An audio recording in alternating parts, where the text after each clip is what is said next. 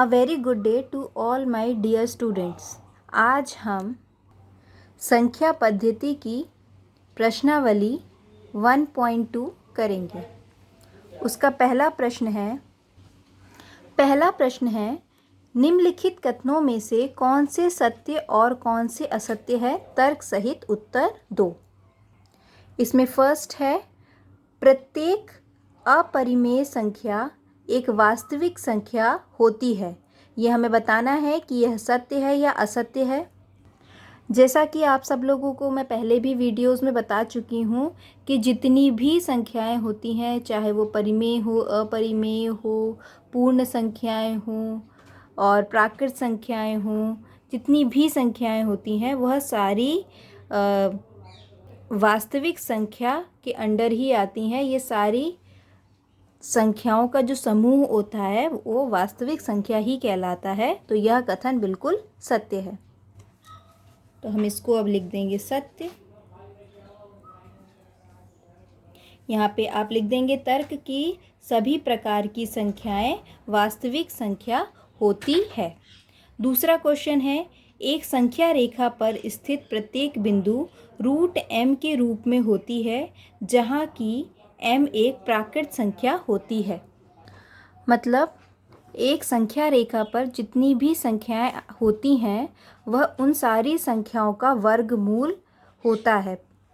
तो यह जो कथन है यह सत्य नहीं है। क्यों सत्य नहीं है? क्योंकि जो -3 है वो भी संख्या रेखा में ही आता है, लेकिन इसका कोई भी वर्गमूल नहीं होता है। क्योंकि अगर इसका वर्गमूल निकालेंगे तो एक इमेजिनरी नंबर बन जाएगा, वास्तविक संख्या नहीं रह जाएगी।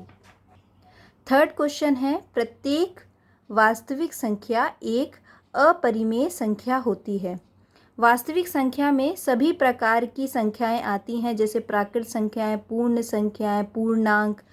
तो सिर्फ अपरिमेय संख्या ही नहीं होती जो वास्तविक संख्या के अंडर आती हैं। इसमें आपके 0 भी आएगा, 1 भी आएगा, 2 भी आएगा, 3 भी आएगा और √2 भी आएगा, √3 भी आएगा। लेकिन √3 और √2 तो अपरिमेय संख्या है, लेकिन 0, 1, 2, 3 अपरिमेय संख्या नहीं है और ये वास्तविक संख्या के अंडर आता है।